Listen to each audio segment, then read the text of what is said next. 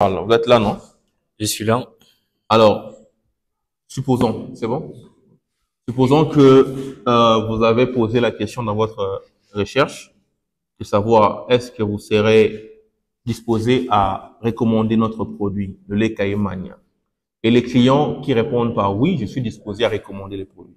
En tant qu'expert chargé de la vente du département commercial dans une entreprise agroalimentaire, qu'est-ce que vous allez recommander? Quelle stratégie vous allez recommander pour cette cible-là qui est disposée à vous recommander? Bienvenue dans la minorité consciente. Ici, avec le facilitateur, ça parle anglais, leadership, développement, entrepreneuriat, marketing et gestion. Abonne-toi et partage.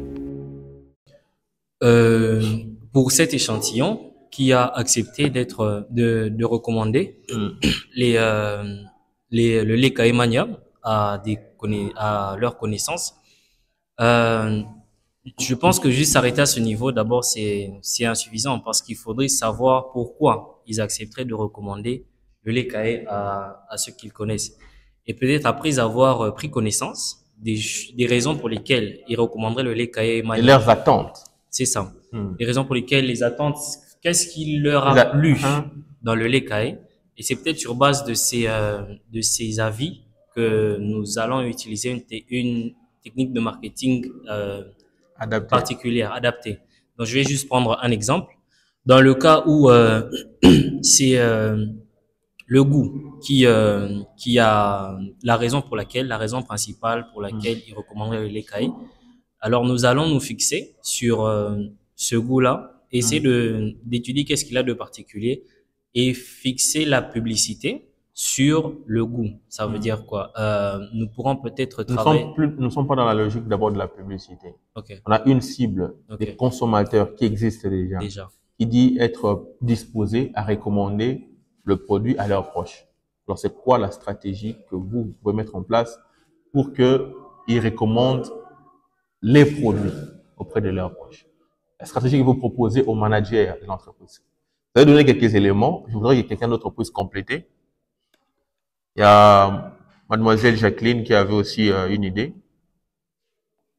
Moi, je disais déjà qu'on pourrait nommer cet échantillon, cet étudiant, être un peu comme l'ambassadeur de la marque. De la marque. Okay. Dans le sens où on lui propose une réduction sur ce qu'il achète dans notre entreprise. Et lui, il intervient auprès de ses camarades pour leur proposer nos produits. Par exemple, on lui donne un code. Donc, la personne qui achète avec ces codes, donc quand la personne vient acheter en disant que il vient de la part de telle personne, alors il y a une réduction sur cette personne. Voilà. Ça, c'est ce qu'on appelle l'affiliation. Okay? C'est une stratégie marketing. Est-ce qu'on peut d'abord applaudir pour mademoiselle? Et c'est ce que les marques, des firmes de marketing relationnel comme Longreach et tout ça, ils utilisent. On vous donne un code, vous êtes client, mais vous devenez ambassadeur de la marque. Et quand vous recommandez les gens à venir acheter avec votre code, ces gens-là, ils ont une réduction. OK? Vous aussi, vous avez une part des commissions dans ce qu'ils vont faire. Et cela va pousser les gens. Et quand tu es une petite marque et que tu as mis en place un bon système d'affiliation, tes premiers clients deviendront les ambassadeurs de la marque.